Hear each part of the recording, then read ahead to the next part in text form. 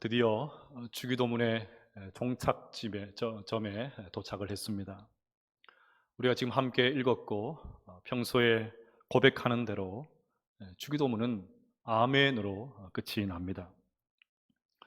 우리는 모든 기도를 아멘으로 그렇게 마치기 때문에 주기도문에 나오는 아멘에도 별다른 느낌을 받지 않습니다. 우리의 기도에서 아멘은 하나의 습관적인 형식이 되어버린 것 같습니다. 기도가 끝났다는 것을 알리는 일종의 신호가 된 듯한 그런 느낌마저 듭니다. 그런데 성경에서 아멘이 어떻게 쓰여 있는지를 보면 아멘은 단순히 기도를 마치는 장치가 아니라는 것을 알 수가 있습니다. 성경의 마지막 책인 요한계시록의 마지막 장면을 보면 예수님과 요한의 대화 장면이 나옵니다. 예수님은 마지막 예언의 말씀으로 내가 진실로 속히 오리라 그 말씀을 하셨습니다. 여기서 진실로가 바로 헬라어로 아멘입니다. 그러자 요한도 이렇게 대답합니다. 아멘 주 예수여 오시옵소서. 예수님의 마지막 말씀 아멘에 대한 요한의 대답도 아멘입니다. 이것만이 아닙니다. 이 두꺼운 성경의 마지막 말이 무엇인지 아십니까? 아멘입니다. 주 예수의 은혜가 모든 자들에게 있을지어다. 아멘. 이처럼 신약 성경의 마지막에 3번이나 아멘이 나오는 것은 결코 우연이 아닙니다. 예수님께서 교회에게 주신 마지막 메시지가 아멘이었습니다. 교회를 대표해서 하나님 말씀을 받은 요한도 아멘으로 응답했습니다. 그리고 오늘 주기도문도 아멘으로 끝이 납니다. 따라서 아멘은 하나의 형식적인 습관이나 기도를 마치는 신호가 아닙니다. 더 중요한 사실이 있습니다. 아멘은 기도를 마칠 때, 끝낼 때 그렇게 사용합니다. 그래서 마지막에 아멘이라고 하면 이제 그냥 기도가 끝나는 것으로 그렇게 생각합니다. 하지만 기도는 오히려 아멘과 동시에 시작합니다.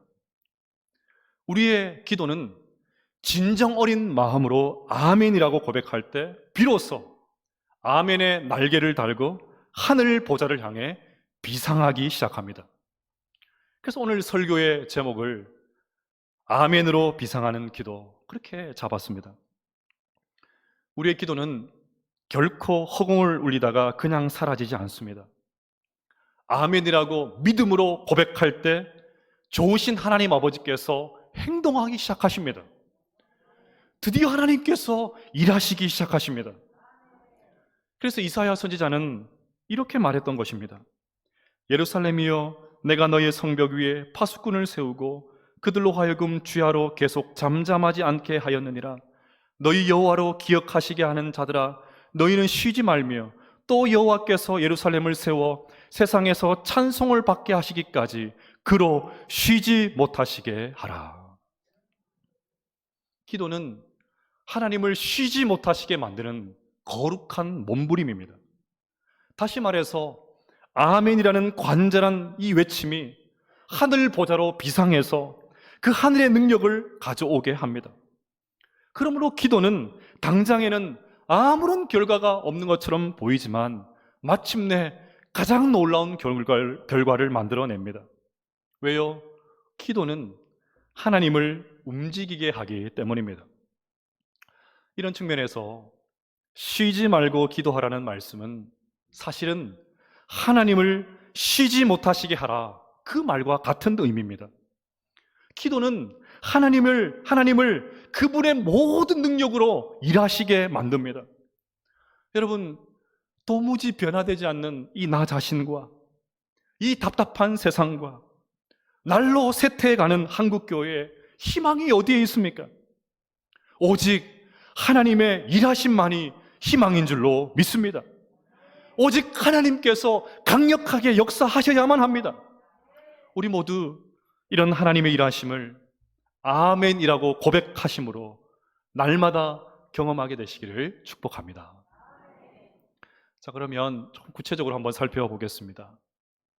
기도를 비상하게 만드는 이 아멘은 어떤 의미를 가지고 있을까요?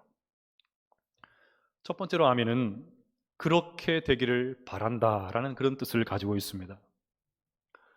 아멘은 히브리어인데 진실로, 참으로, 그렇게 되기를, 그런 뜻입니다. 따라서 기도 끝에 아멘이라고 했다면 진실로 그렇게 되기를 바랍니다, 그런 뜻입니다.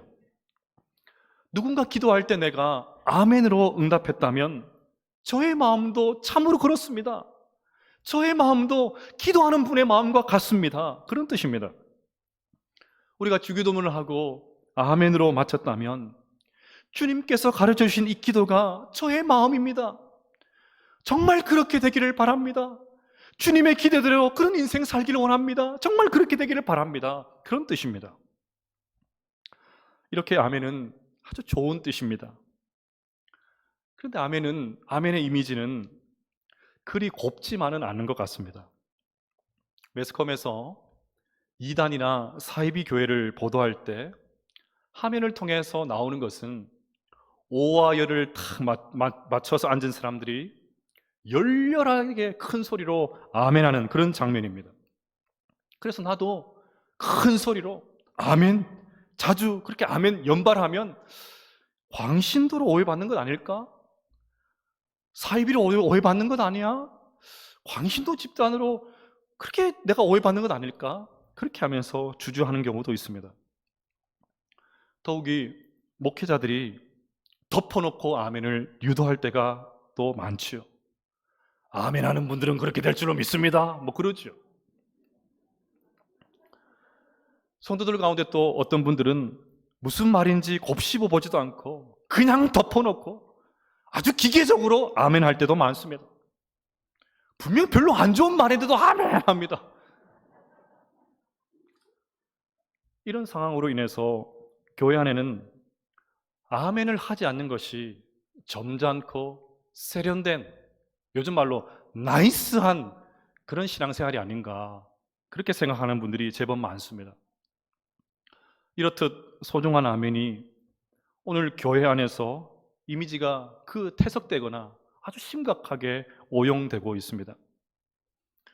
저는 우리 교회에 와서 감사한 것이 있습니다. 설교는 설교자만큼이나 설교를 듣는 청중이 중요합니다. 따라서 설교자에게 좋은 청중을 만나는 것은 큰 복이죠. 저는 여러분들이 적절한 타이밍에 지혜롭게 아멘 해주셔서 얼마나 감사한지 모릅니다. 이 타이밍에 아멘 하셔야 됩니다. 앞으로도 설교를 들으시다가 정말 그렇게 되기를 바랍니다, 정말 그렇습니다, 저도 같은 마음입니다, 그런 생각이 드실 때마다 큰 소리로 아멘 하시면서 말씀을 받으시기를 바랍니다. 그리하여 그 말씀의 은혜가 여러분들의 것들이 되시기를 간절히 축복합니다. 기왕에 아멘 얘기가 나왔으니까 한 가지 더 생각할 것이 있습니다. 우리는 주로 언제 아멘 하죠? 도전이 되거나 동의가 되거나 위로가 되거나 소위 말해서 은혜를 받으면 아멘 합니다. 특별히 복에 대한, 그런 축복에 대한 그런 말씀이 나오면 저절로 아멘이 나옵니다. 그런데 성경에서 복을 약속하는 대표적인 구절인 신명기 28장을 보면 조금 특이한 것을 발견할 수 있습니다. 신명기 28장 1절부터 6절까지 말씀을 우리 같이 한번 읽어보겠습니다. 시작. 내가 내 하나님 여호와의 말씀을 삼가 듣고 내가 오늘 내게 명령하는 그의 모든 명령을 지켜 행하면 내 하나님 여호와께서 너를 세계 모든 민족 위에 뛰어나게 하실 것이라. 내가 내 하나님 여호와의 말씀을 청종하면 이 모든 복이 내게 임하여 내게 이르리니 성읍에서도 복을 받고 들에서도 복을 받을 것이며 내 몸의 자녀와 내 토지의 소산과 내 짐승의 새끼와 소와 양의 새끼가 복을 받을 것이며 내 강주리와 떡반죽 그릇이 복을 받을 것이며 내가 들어와도 복을 받고 나가도 복을 받을 것이니라. 아멘. 우리는 들어와도 복을 받고 내가 나가도 복을 받고 이 구절을 너무 좋아합니다. 그래서 기도할 때도 자주 인용하죠. 그런데 이 축복의 말씀을 듣고 이 좋은 말씀을 듣고도 이스라엘 백성들이 아멘 하지 않습니다. 그 어디에도 이스라엘 백성들이 아멘 했다 그런 표현 나오지 않습니다. 또 하나님께서 아멘 해라, 아멘 해, 아멘 해야지 그렇게 강요하지도 않으십니다. 왜요? 복을 선언하는 말씀은 시키지 않아도 저절로 알아서 다 아멘 하기 때문입니다. 그런데 이 복을 약속하시는 28장 바로 앞 27장에는 저주에 대한 말씀이 나옵니다. 27장 15절부터 16절도 읽어보겠습니다. 시작.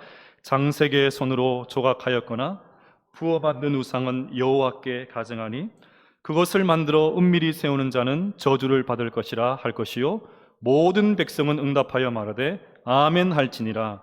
그의 부모를 경외히 여긴 자는 저주를 받을 것이라 할 것이요 모든 백성은 아멘 할지니라. 여기에는 아멘 할지어다 그 구절이 있죠. 27장 전체를 보면 아멘 할지니라 이 말씀이 13번 나옵니다. 여러분 차이가 느껴지십니까? 하나님은 복을 약속하신 말씀에서는 아멘을 강요하지 않으셨습니다. 반대로 저주에 대한 말씀에서는 아멘을 하라고 하십니다. 왜 이렇게 하실까요?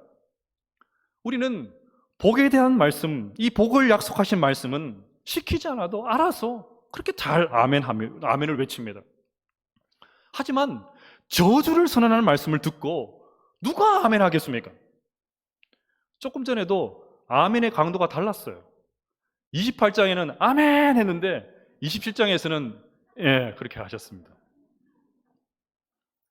그래서 하나님은 콕 집어서 아멘 하라고 저주에 대한 말씀을 콕 집어서 13번이나 아멘 해라, 아멘 해야 돼, 아멘 해 그렇게 말씀하시는 것입니다. 따라서 듣기 좋은 말뿐만 아니라 때로는 부담스럽고 때로는 헌신이 필요하고 때로는 내 것을 희생해야 되고 뭔가 포기해야 되는 그런 말씀에도 아멘 할 수 있는 우리 모두가 될 수 있기를 간절히 축복합니다. 다시 기도로 돌아가겠습니다. 아멘은 진실로 그렇게 되기를 바랍니다. 그런 뜻입니다. 이 기도가 진심이라는 것입니다. 이 기도에 내 마음이 담겨 있다는 것입니다. 저분이 기도했지만 나의 마음도 똑같다는 것입니다. 따라서 주님께서 기도를 아멘으로 마치게 하신 것은 기도에는 진심이 담겨 있어야 한다고. 한마디 기도를 해도 형식적으로 습관적으로 하는 것이 아니라 너의 마음이 담겨 있어야 한다고. 너희들이 진심이 담겨 있어야 한다고. 그것을 가르쳐 주시기 위해서 말씀하시는 것입니다. 하지만 우리의 기도 생활을 한번 돌아보십시오. 마음을 담지 않고 기도할 때가 얼마나 많습니까? 의미도 생각하지 않고 주문처럼 주기도문을 외웁니다. 누군가 기도를 하면 연신 아멘으로 화답하지만 그냥 입에 붙어있는 말일 때가 많습니다. 아멘으로 기도를 마쳤지만 정말 그렇게 되기를 바라는 그런 기대하는 마음도 별로 없습니다. 그냥 형식적으로 아멘, 아멘 그럽니다. 근데 예수님은 기도의 마지막을 아멘 하라고 정말 그렇습니다. 진심입니다. 제 마음입니다. 그렇게 하시면서 온 마음을 쏟으라고 하십니다. 이런 진심 어린 마음으로 아멘으로 응답할 때 우리의 기도는 비로소 하늘로 비상하게 될 줄로 믿습니다. 스웰린 휴즈가 쓴 주기도문이라는 책에 한 무명의 저자의 글을 인용하면서 이렇게 말했습니다. 우리라고 말하지 마십시오. 자신만을 위해 살면서 아버지라 부르지 마십시오. 하나님의 자녀답게 행동하지 않으면서, 하늘에 계신이라고 말하지 마십시오. 하늘의 보물을 쌓아두지 않으면서, 아버지의 이름이 거룩히 여김을 받으시오며 라고 말하지 마십시오. 거룩하게 살려 하지 않으면서, 아버지의 나라가 임하시오며 라고 말하지 마십시오. 하나님의 나라가 속히 오도록 최선을 다하지 않으면서, 아버지의 뜻이 땅에서도 이루어지이다 라고 말하지 마십시오. 하나님의 뜻을 생각지도 않으면서, 오늘 우리에게 일용할 양식을 주시옵고라고 말하지 마십시오. 불로소득을 바라며 속이고 살면서, 저희 죄를 용서해 주옵소서라고 말하지 마십시오. 다른 사람에게 악감이 있으면서, 우리를 시험에 들게 하지 마시옵소서라고 말하지 마십시오. 의도적으로 자신을 유혹의 길에 두면서, 악에서 구하시옵소서라고 말하지 마십시오. 하나님의 전신갑주를 잊지 않으면서, 나라와 권세와 영광이 아버지의 것이니이다 라고 말하지 마십시오. 왕에게 신실한 종으로 합당한 충성을 하지 않으면서, 영원이라고 말하지 마십시오. 내 삶의 지평을 시간에 완전히 묶어두고 살면서. 이제 우리가 여기서 한 가지 더 덧붙일 것이 있다면 무엇일까요? 그 무명의 저자는 이렇게 적고 있습니다. 아멘이라고 말하지 마십시오. 주기도문을 진정한 나의 기도로 믿지 않으면서. 많은 것들을 생각하게 만드는 그런 글 아닙니까? 신앙생활을 오래 하다 보면 자기도 모르게 어느 순간 진심이 사라집니다. 간절한 마음이 사라지기 시작합니다. 입을 열면 기도는 잘합니다. 온갖 미사역으로 치장한 그런 그럴싸한 기도도 얼마든지 할 수 있습니다. 그런데 그 속에 간절한 마음이 담겨 있지 않을 때가 많습니다. 기도를 하기는 하는데 하나님께서 들어주신다는 그런 기대감 없이 형식적일 때가 많습니다. 마음에 없는 그런 기도가 계속되다 보니까 기도가 무거운 짐입니다. 어느새 기도를 중단해버리고 언제 기도 응답을 받았는지 기억도 나지 않습니다. 그래서 오늘 아무런 기대감 없이 형식적으로 마치는 신호인 것처럼 그렇게 아멘을 고백하는 우리들에게 주님께서 말씀하십니다. 간절한 이 아멘을 회복하라고, 간절한 이 아멘의 뜻을 좀 회복하라고. 습관적으로 고백하지 말고, 형식적으로 고백하지 말고, 아무런 의미 없이 그렇게 되뇌이지 말고 마음을 담으라고 그렇게 말씀하십니다.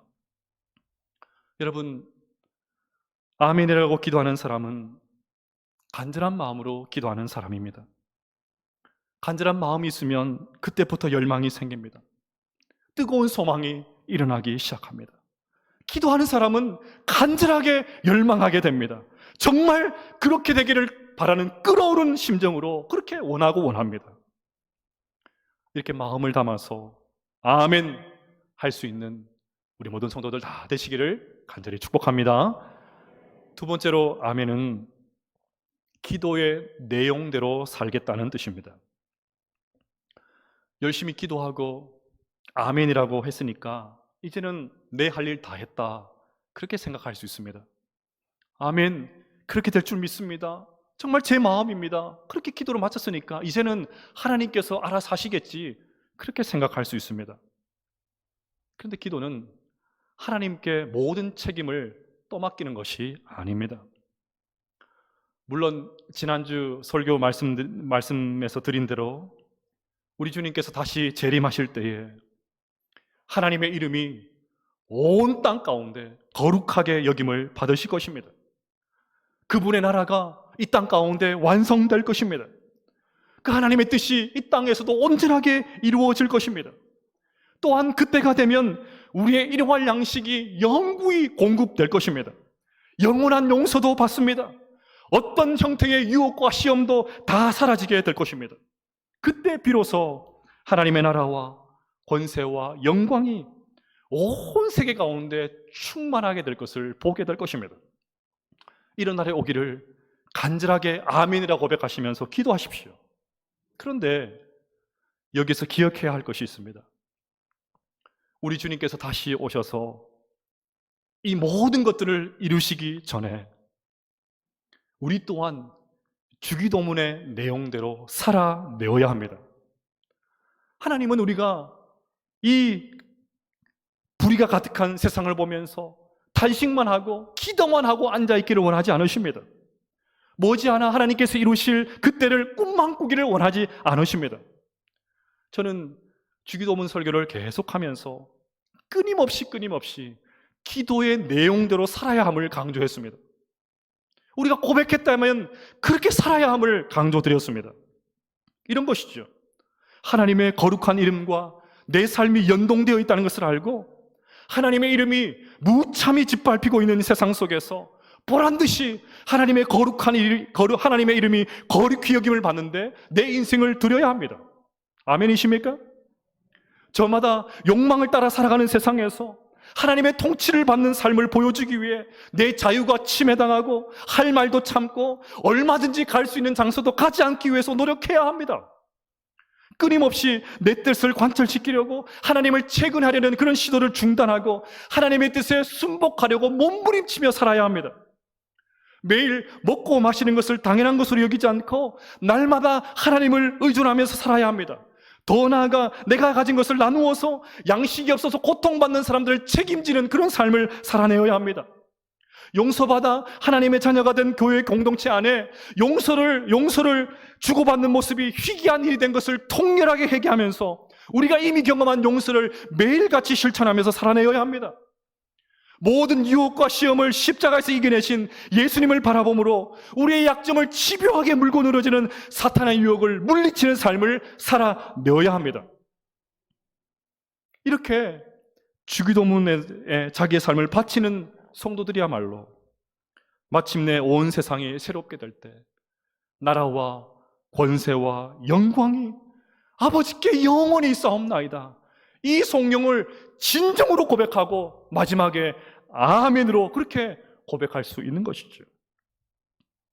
그러니 기도할 때마다 정말 간절하게 그렇게 되기를 바라는 마음으로 아멘으로 응답하십시오.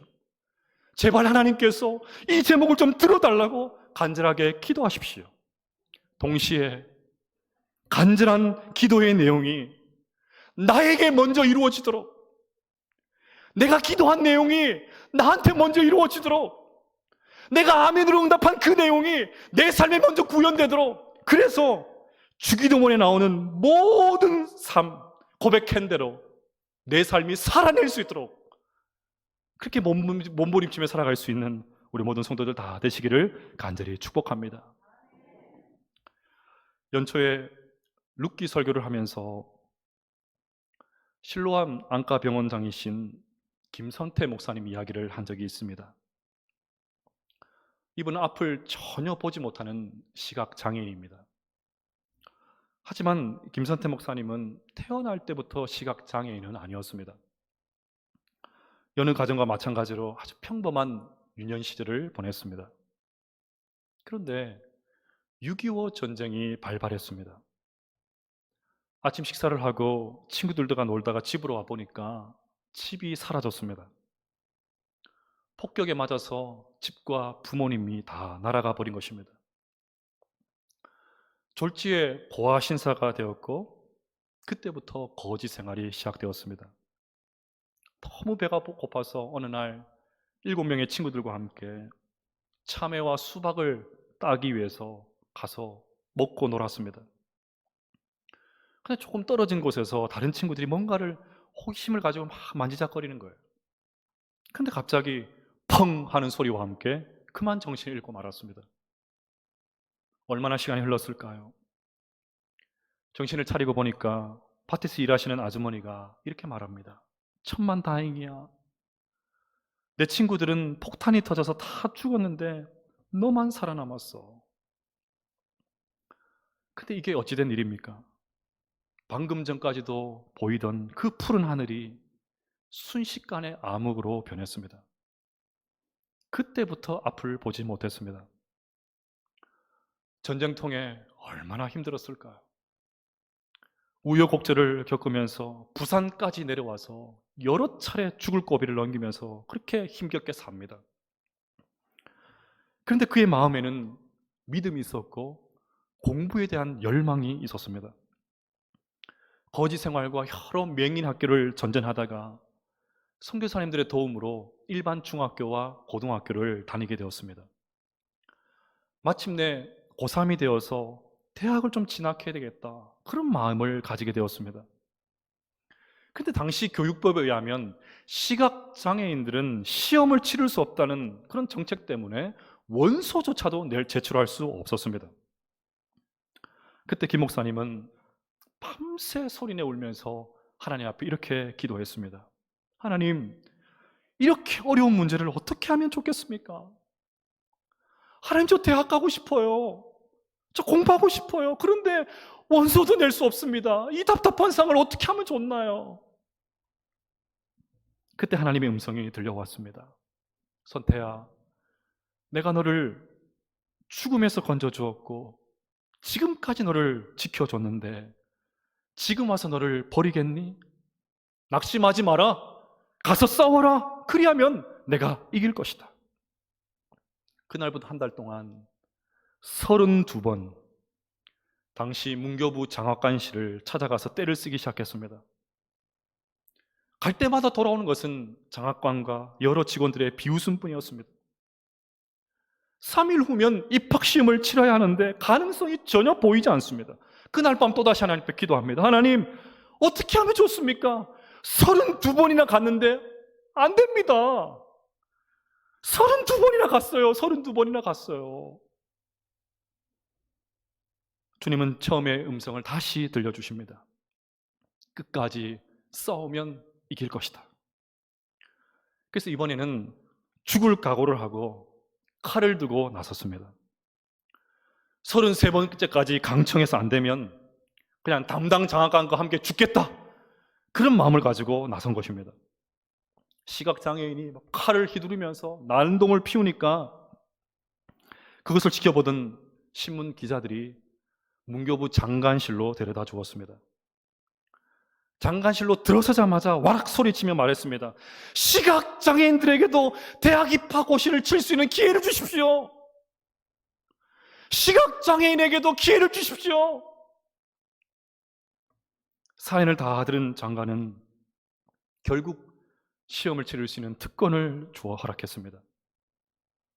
결국 김선태 목사님은 시각장애인들을 위해 새로운 지평을 열었을 뿐만 아니라 아시아의 노벨상이라고 불리는 막사이 사이상까지 수상하게 되었습니다.